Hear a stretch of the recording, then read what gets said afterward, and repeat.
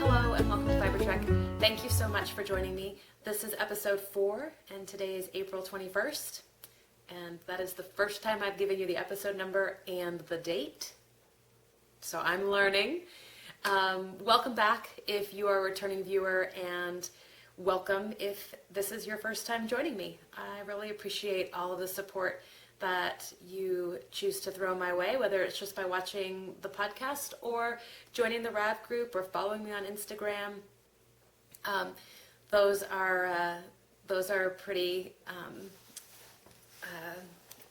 don't know what the word I'm looking for. Sorry, I'm just very tangled on my couch as I use my coffee table, and so I pull it really close and I can't cross my legs and I got to get comfortable and shift around. So I've been having trouble with my train of thought today too, and I don't know if that's just like a weather thing or a thyroid thing or what, but just bear with me. I'm just going to try and get through this. And I don't mean that in a laborious way, I mean like in a coherent way. So I think I was thanking you for your participation on Instagram or Facebook or RAV or the blog, and your support does not go unnoticed. And I very much appreciate the feedback I've been receiving in the RAV thread and some of the comments on Instagram. They make a difference in my day, and I just wanted to acknowledge that out there for you, that those are key elements to, encouraging the idea and to kind of move some of the progress of the Fiber Trek project forward. And that's important. And I felt like I needed to say that and thank you and consistently acknowledge that you tune in and spend your time with me. So thank you. I don't know if I could say thank you anymore in that section, but seeing as that's the whole point, I'm going to let it go. I had a really nice shout out from the Stashless podcast, who is Have Faith on RAV, and it's Have without an E.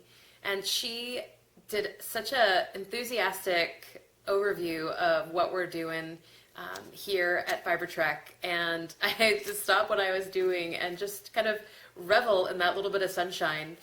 She's exceptionally enthusiastic and has an infectious laugh, which is half the reason I watch, because I just can't help but laugh with her. So I was really thrilled to hear her give such a positive, positive rendition of the podcast. So thank you so much, Have Faith. It was nice to see you join the group. It was a little serendipitous. I found her, she kind of found me, and we kind of exchanged our groups that way. So that was really fun. The other podcast I picked up this week is, it's Den MoMA on RAV, and why can I not remember the name of the podcast? Curses. Let me look in my groups very quickly. Anyway, I'll link it in the show notes. So both of those I've just started watching this week, and I also found a new audio podcast called the Carolina Fiber Girls, and I've really enjoyed. There's only 2 episodes, but I've really enjoyed them a lot. So you can check them out as well. Sorry, I'm using the word a lot. Den Knits, that's what it is. Den Knits, and Den MoMA is her RAV name. So Den Knits, and I've found all of these on YouTube, and I'm not sure if they're on iTunes, but you can certainly search iTunes for them. You can certainly search YouTube for them. So Den Knits and Stashless have been fun, and the Carolina Fiber Girls, and I'll try to put a little list, and maybe I'll make a RAV thread of some of the fun things that I've been listening to and watching in the lonely T3 Indian purchase that I call home. It's not that lonely because I have the 3 dogs and the boy, of course. If you heard that, that was my dog, Belle, throwing her head down onto the tile floor. And I don't know why she does this. It's a very odd habit of hers. So I'll make a little list of that. Anyway, I'm trying to think. I don't have anything else in my notes. Just, again, great feedback. If my two strong contact points are Instagram and Ravelry. So if that's where I'm most active. I do have the Facebook page, and I also am on Twitter, but pretty much anything I Instagram, I tweet, sorry. And so, and I like Instagram, I like that visual, immediate visual story that I get, and I can tell. So I hope to see you on Instagram, and you can follow. Sometimes what I put is fiber related, and sometimes it's not, but it will always categorize Fiber Trek, and it is just Fiber Trek TV. So I don't have anything in down the pike. Morgan, of course, is not here this week. She is off visiting family, and so I'm on my own. I did get some great feedback about Morgan. We thought we may have been a little bit too giggly on the last episode, and so we weren't really quite sure how that was going to read. But somebody did post in the Rad thread that they very much enjoyed the interaction. So I was like, phew, wasn't too over the top ridiculous. And actually, in some ways, it was nice having kind of a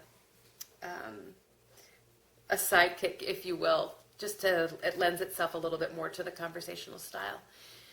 So, and you're not always just like trying to remember or think about what to say. It's hard to believe that I used to teach, and I'm ranting right now and tangenting. So I'm just going to shut that off and go right to works in progress. So we're very excited, we, the royal we, meaning, of course, my husband and my dogs. Try not to be a weirdo and use the word we. I did finish Gillis by Stephen West, and I love how it came out. You see that gray stripe? I choose to not acknowledge that. Like, I don't even see it. It doesn't help. I'm using an OttLight right now to kind of add a little bit of color to the, brightness to the dark. So that doesn't help, but excuse me while I get a little bit more comfortable. But what I really want you to notice is the purple, the lavender at the bottom. Yay, it's not all gray. It has a really unique shape. I don't know if I'm going to be able to capture it, but it's kind of like a V, and I love it. I absolutely love it. And it took me, I cast on March 30th, so it took me just under 3 weeks. But I think had I not had a couple family visits in there and some other elements that came down the pike, which required a little bit more attention, I think it would have been done a little bit sooner. This is not a charted pattern, as I said previously on the other podcast. It is a written out directions for, I'm not sure this is lace, but it's an eyelet pattern. I don't know. I think that's sometimes I get wrapped up in the semantics, but you just work the pattern on one side. So this is out of Monodale yarn, and I'm really psyched at the way the Monodale held the crispness of the pattern. I'm trying, hello. I always do that. So you can really see the stitch definition. Really came out lovely. Holds that garter stitch real nice. And so everything is very like poppy and architectural, and I like it. It's not like soft and muted. So I'm really pleased with how this came out, except for the stripe that must not be named. And I think that might have just been a variation in the fiber. And I had the same thing happen on the Such a Winter's Day sweater with the grays. So, white stripe? What white stripe? So that's the only finished object. And I'm still working on the Rhoda brioche cowl. I knit the Gillis on size US 5s, which are 3.75 millimeter needles. And the Rhoda brioche, you may be familiar with it, if you remember. That's kind of the true color right there. This is the Polworth silk from Knitted Wit, and I'll probably start focusing full steam on this now that the Gillis is off the needles. I haven't really thought about my car knitting, and I'll get a little bit to that in Maryland Sheep and Wool, but I'm hoping that this will be done before then. A girl can dream, can't she? So I'm going to put on the needles. So it's technically not a work in progress yet, but it soon will be. Gosh, is very prevalent tonight. I'm going to use Northern Solstice, which is an alpaca farm. This is 90%, it's going to wash it right out. Rats. It's kind of a brown, it's a fawn color. I'm going to see if I can just adjust this. Just bear with me as I... No, I can't do it. How about up here? No. Kind of a brown color. And I plan to knit the Good No, which looks like good enough to me, which is something that I say all the time, good enough. I also say fair enough a lot too. But I believe it's pronounced Good No. And it's by Bonnie Sennett. She's Blue Peninsula. And I was going to see if I could actually make this happen without the glare, but we'll see. We will see. It's a seamless cardigan. And it's got a little cable detail. I don't know if this is going to work.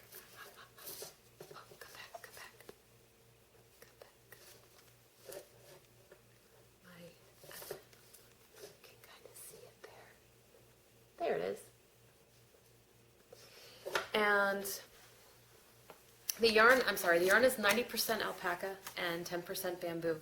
I've never worked with a bamboo blend, and I loved this yarn so much, I just kind of went with it. I'm not 100% sure. I don't have 100% alpaca garments or shawls, so the only thing I'm a little concerned about is the weight and the drape. So I knit this on a size 7. I'm going to do it on a size 7. It calls for a size 6, but I'm a tight knitter and I usually go up a needle size. So when I did my gauge swatch, my pseudo gauge swatch, I was a stitch off. So I went up to a size 7, which is a 4.5 millimeter. But I'm like, well, do I want to stay on a 6 and maybe knit, futz around with the sizes, because I want a little bit more density, so it holds together better, and it's not, I don't know a lot about working with this as a full garment experience. So that's what I've been thinking about on my runs and when I've been driving, as I've been thinking about this project and what do I want to do with this yarn. So I know one of the members of another RAV group I moderate was thinking of doing winnowing by Bristol Ivy out of the same yarn, and so I'm a little bit more convinced that it's going to work for a full sweater and not just end up down at my knees. But that's going to be cast on hopefully pretty soon, and this is 4 ounces, 250 yards, and they called it a light worsted. So I'm really looking forward to that pattern. I bought that a little while ago. So,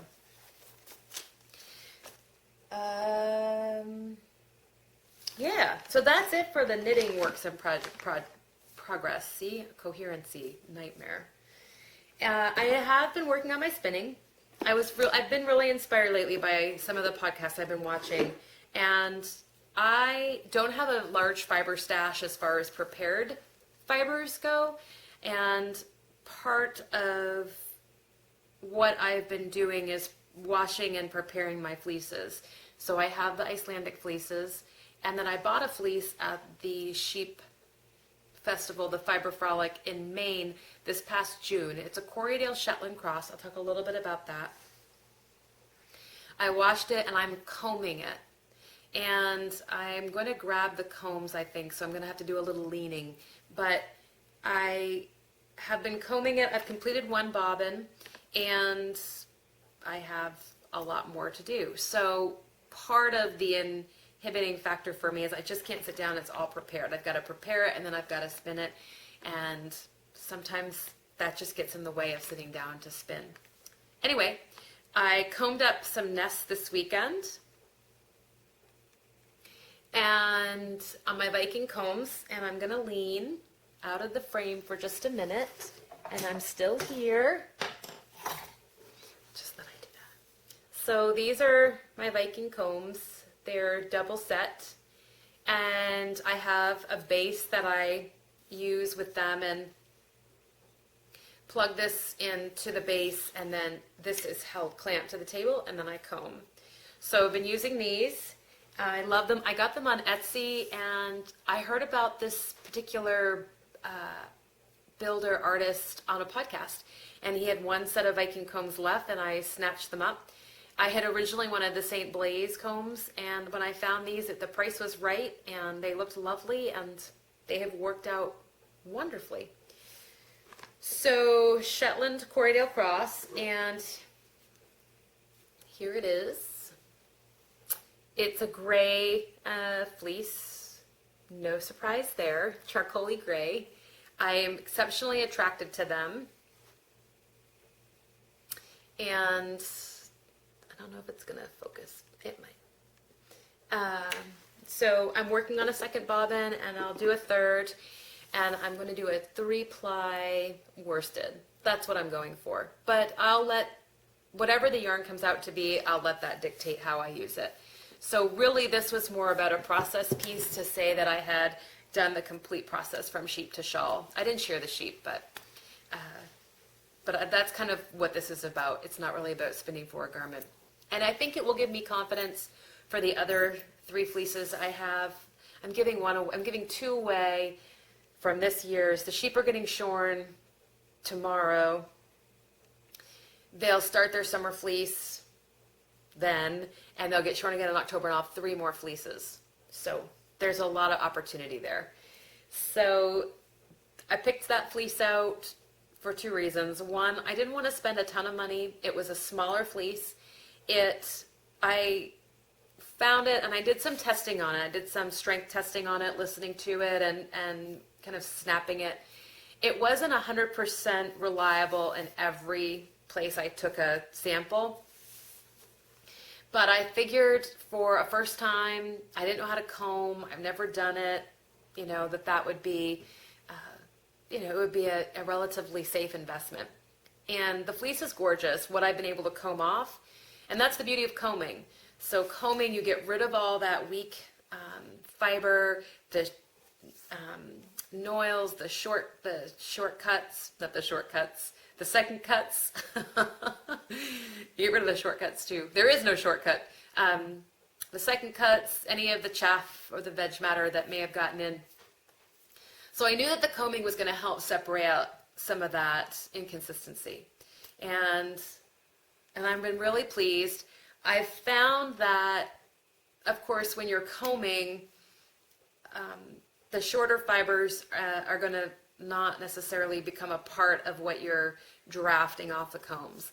And this fleece is a very interesting fleece, and it has a lot of different types of fiber throughout it. So it has some beautiful long staple fibers that are more lustrous and probably lean a little bit more towards the Corriedale, a little bit more towards the long wool. And it has some very short matte fibers, which may be more exemplary of the Shetland. So I found that combing has created some consistency, but it also has created, I try to blend it a little bit so that when I'm spinning all the long fibers, there's like a bunch of all long fibers, and then there's like this group of short kind of dark matte fibers. So the yarn is a little bit, this and that, because, well, I'm not going to explain why. I would rather show you why that is, but that's just a piece of the learning curve, I think. So the Corriedale it's a merino root sheep. It was bred in New Zealand and Australia, and it is a Lincoln and merino, and probably some Leicester thrown in there as well. So it's grabbing that long staple lustrous wool with the fine count of the merino and etc. So it can have a very long staple. It can be up to 3 to 6 inches. The Shetland is a very interesting fleece as well. They can be different across the sheep, and Of course, this was an American standard Shetland. It didn't come from the Shetland Islands, so that may dictate some of the differences in the wool. But it has denser fibers. It's 8 o'clock. I think it was 8 o'clock last time we filmed. And it can have a bit of a matte feel to it. And I don't have any samples of my unspun, but I'm definitely finding both of those elements in this fleece. So it is what it is. And it will become what it will become. So I'm really just enjoying the journey of getting there and some of the discipline that it's taken me to comb it, wash it, etc. So I am not Judith McEwen. That is for sure. I do have some of her videos. I have the intentional spinner. I've been using, I bought a video on combing Robin, I can't remember her last name right now. And so by using all these different resources and bringing in a little bit of the Deb Robeson's Fleece and Fiber source book and making some decisions, I'm thinking I'm finding my way. The leftovers, because there's quite a bit of waste when you comb, I haven't decided if I'm going to pick up a small set of carders and card that for a woolen spun Rollags, or if I'm going to felt with it. So that remains to be seen, but I'm not going to worry about that right now because I really just need to get this fleece combed and finished. So yeah, so that's kind of the works in progress. I'm really psyched to be back at my wheel. I have a Lendrum double treadle and it sits there and looks at me and I've missed it, but I am really committed to finishing this fleece. And so because of that, I have kind of forsaken my spinning for a while, but it seems I might be back on the wagon. Very happy. So, acquisitions and discoveries. I'm going to talk a little bit about what came in the mail. It happened to be a club shipment month, so don't be horrified by what you're about to see. I have a little yarn apocalypse going on. This is the stockpiling year because I believe that the next 2 years there may not be as much acquisition due to a recent acceptance into grad school. And so because of that, I'm like stockpiling yarn like a mad woman.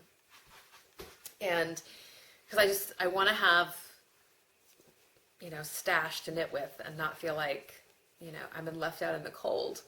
I would never be left out in the cold, but because I have 5 fleeces I could spin and knit and spin into yarn and knit with. But anyway, as part of the yarn apocalypse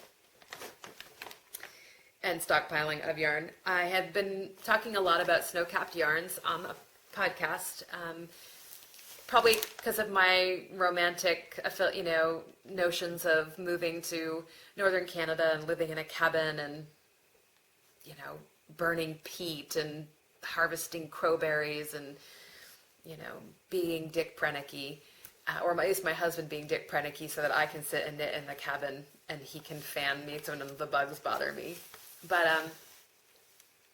anyway, the snow-capped yarns, she is a dyer out of Cordova, Alaska, Shelley Kosen, and I had found this yarn and I was kind of waiting for some colorways to come out, her new colorways for spring, and I got that all organized and I figured out what I wanted and it's come in the mail and I'm really excited about it. So I picked up two new bases. I had talked a little bit about dried sedge and the La Touche base 2 episodes ago, and that was a blue-faced Leicester. We'll see that again. This is her base called Perry, and if you remember, her bases are named after islands. This is a worsted weight yarn. It's alpaca merino silk, 50% alpaca, 30% merino, and 20% silk. 254 yards, 114 grams. That's actually showing a little bit too, there we go. Nope, I'll come back here. That's a little bit more the color. It's kind of a spicy brown, and I love it. I know it's not gray. I was so close to ordering gray and I didn't do it, so I feel really good about that. This is going to become a Shaylin, I believe, by Leela Rabi. I hope that's correct. She's a designer with Brooklyn Tweed, and Shaylin is just a very basic shawl with lace, interspersed lace panels, and I think that this will showcase the yarn beautifully. The nice thing about the Netloft, and I know I talked about this before, is their packaging is very handy. This has one of those zippers at the top. And I even got, with my order, a smaller zipper bag. And I'm psyched. And I got a nice little card and a little sample of lotion. So that is her Perry base. And I got 2 skeins of that. I also picked up Latouche, which is the BFL base. And this is her Shrouded Spruce colorway. That's a bit the color. Of course, you can always go look at the computer. 279 yards, 125 grams, DK. This is going to become a Taliesin, or a Taliesin, I think that's it, Taliesin by Lucy Haig. And that is a cabled shawl. And I can't wait to cast that on. I think it's going to look gorgeous in this. The yarn is, as described before, it's got a substantial amount of twist to it, and it's round, so I think those cables will pop, and I think the Leicester long wool, the blue face Leicester, will add drape and silkiness to the entire garment. So really happy about that. The last one I just ordered 1 skein. I ordered this for my mom. I'm going to do a Mikado cowl for my mother out of this by Stitch Nerd Designs, and I did one that was gray. You're going to be very impressed and very proud of me on this colorway. This is completely out of my comfort zone. So this is the Sea Otters and the Starfish colorway. This is a limited edition colorway. I believe they still have some bases still left in this colorway, and she's contemplating dyeing it again because it was so popular. And it really is a gorgeous yarn. So this is, and I'm going to totally save the yarn label, and I'll show you why. So this is, I want to call it Chenga, but I'm not 100% sure that's the appropriate name of the island. But it's a heavy worsted weight wool, fine count wool. You're not going to get the color here. 223 yards. But let's see if I can make the colorway happen. Oh, you can kind of see it's kind of pinky, but that's totally washing out. Maybe. It's gorgeous though. So happy with it. Let me see if I can make that work. There we go. So, and if you can look, arg. Do you see that little sea otter right there? So that is going to become a Mikado cowl for my mother. And I think she's going to look great in it. My mom's a bit like me in our color choices, neutrals, but I think this will be, captures enough neutral, but it has enough pop that it's not like foo-foo color, but I think it will round out the wardrobe. Let's put it that way. So I'm really psyched about that. I love it's a singles, which will give it a lot of nice loft and a lot of friendly, touchability up near the face. So we're very happy about that. We are very happy about that. The royal we. The last yarn I picked up, which was my club shipment from the Bare Naked Knit Spot,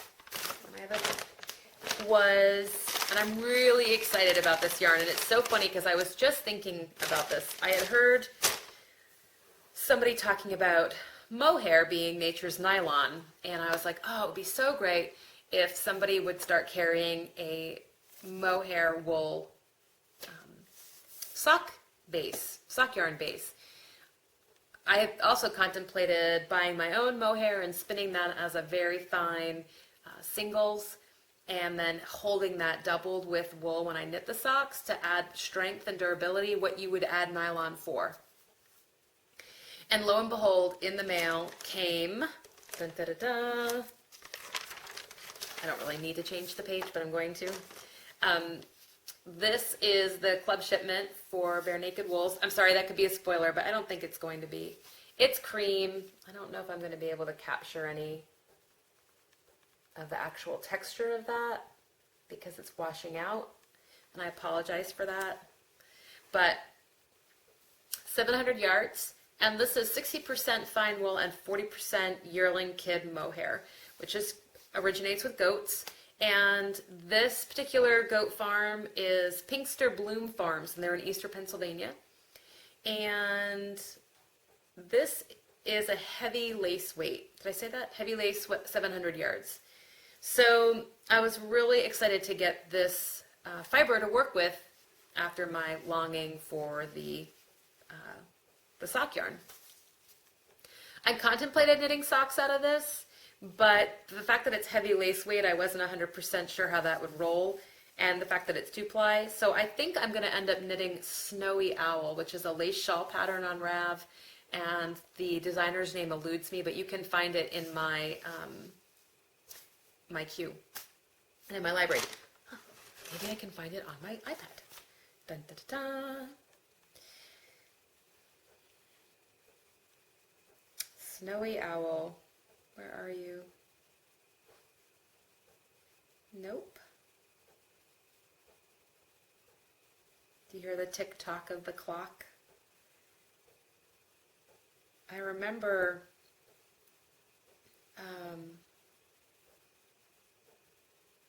when I first started teaching and I would lecture and I would constantly be talking. And there was at one point in my teaching where I was like, it's okay for silence. It's okay to let information absorb and people come down and come back up again with what they've been given. So I've tried to remember that sometimes when I'm feeling like, oh my gosh, I'm not giving them what they need. Let's see if I can bring it up for you. I love this pattern, and I love that it's called Snowy Owl. No!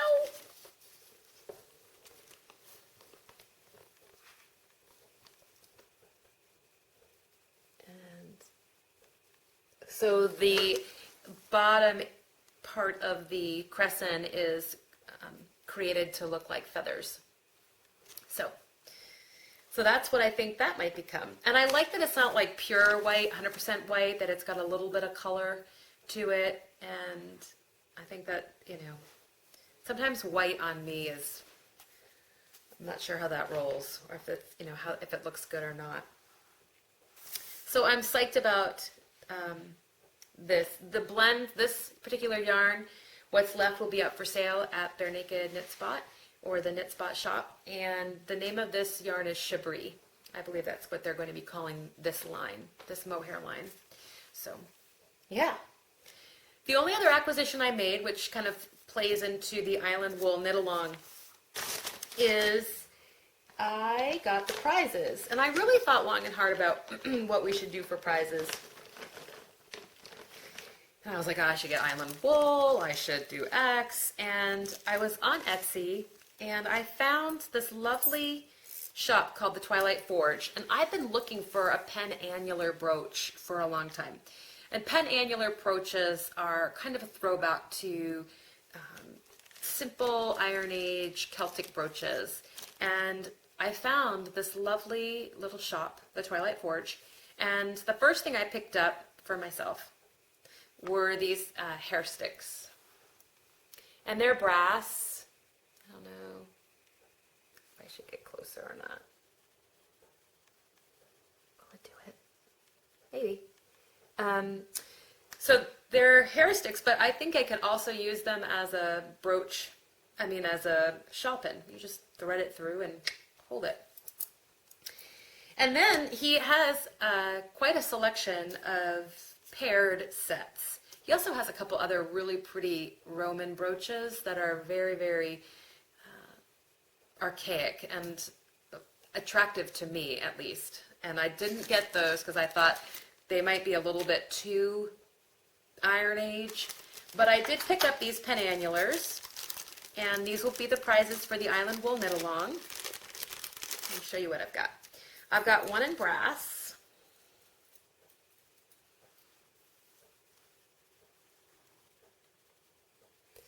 And there's a twisted detail on that. And I have one in stainless, and it's just stainless. So very simple. And I really felt like these traditional brooches, kind of captured the aesthetic of island wool sheep. They're typically primitive. They've been hanging around humans for a long time. They're survivors. They've got a strong hold in our history. So I thought that instead of, and I still might grab a skein of yarn, but I thought these would make a very unique prize. And I think that they're plain enough that they could appeal to a variety of people's taste. So those will be the prizes.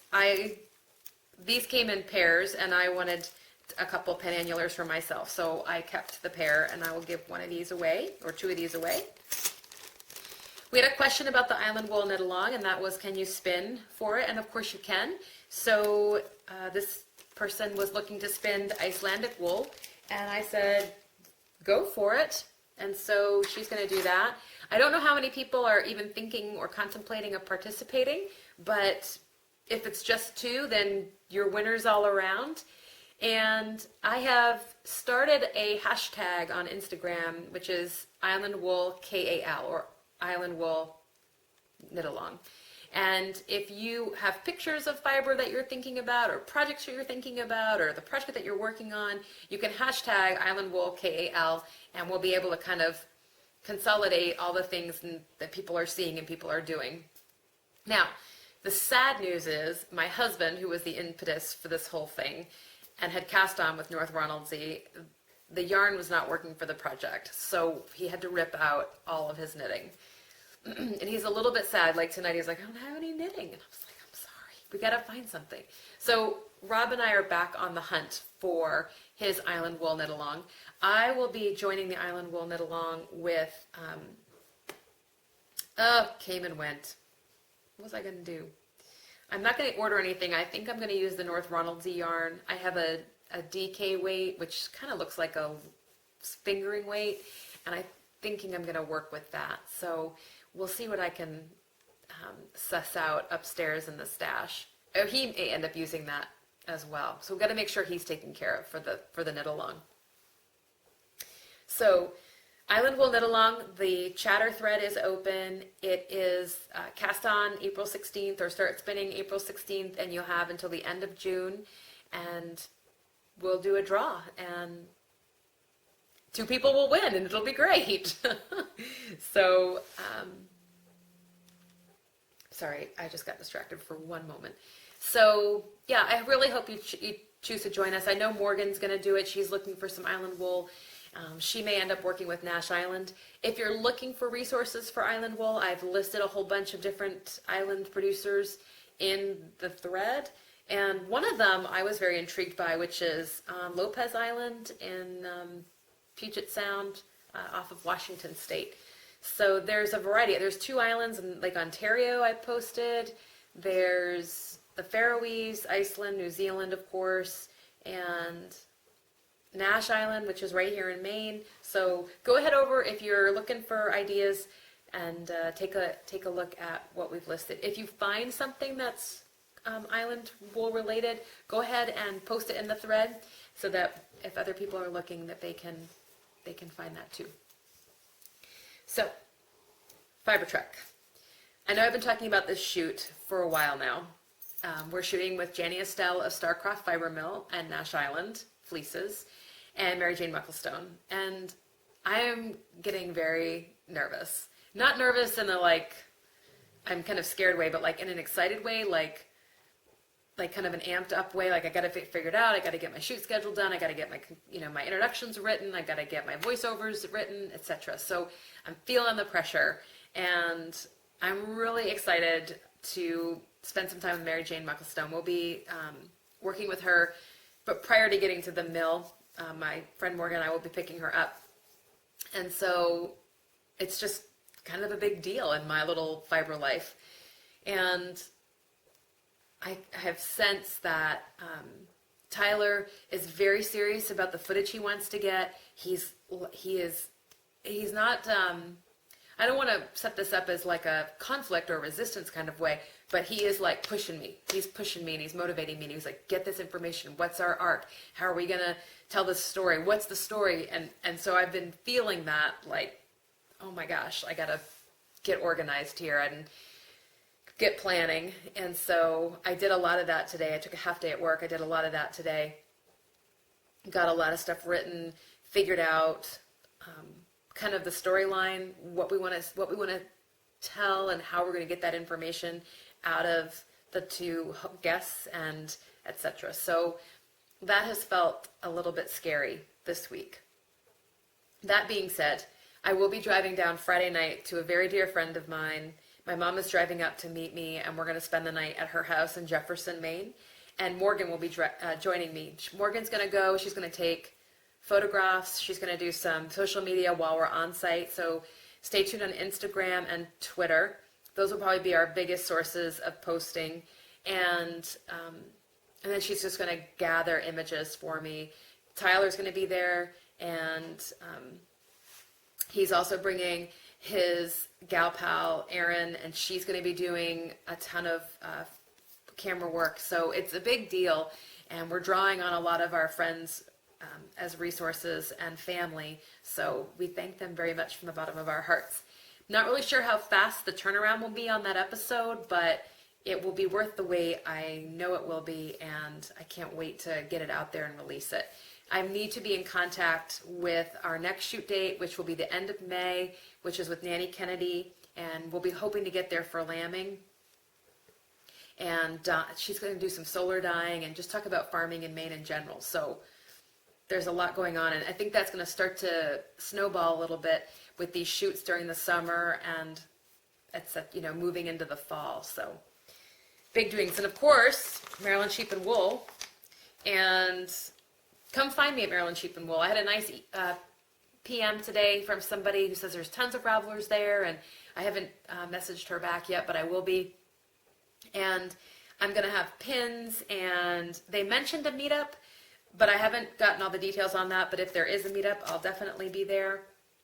And I've been doing a lot of research on where I want to go and what I want to hit. If you follow me on Instagram, and I think last week I even said this too, I'm really psyched about the Hog Island possibilities, and so I'm going to try not to go yarn apocalyptic crazy, but I am limited, of course, by funds. So doesn't mean I won't bring a wagon load of yarn home. And I said to my husband, I'm not going to buy a fleece. I am going to buy a fleece. I'm not going to buy a fleece. And I really don't need to buy a fleece because I have so many, but if you work with one breed, I have been spinning Icelandic for a very long time, and I have 3 fleeces sitting out there that are Icelandic, and I have 3 fleeces coming off the sheep that are going to be Icelandic. At least I hope they'll still be Icelandic in October. And so when you add a little variety like that Shetland Corriedale or whatever I might bring home, then it's nice to try different fibers so that you can really differentiate technique and what you want and how you get it. So anyway, I'm going to try not to bring a fleece home. But I know. And Yoda would say, what does he say? There is no try, only do. That's not a direct quote, but that's basically the gist. I'm not feeling the do. I'm going to try. So that's really it for this week on Fiber Trek. Sorry, I'm just getting organized. I'll just chuck it to the side. And I hope to get this uploaded and out there for Tuesday. And if you like to leave a comment, please feel free in the Rad thread or on Instagram, or you can PM me I'm out here and doing my thing and would love to hear from you. So thank you so much for joining me.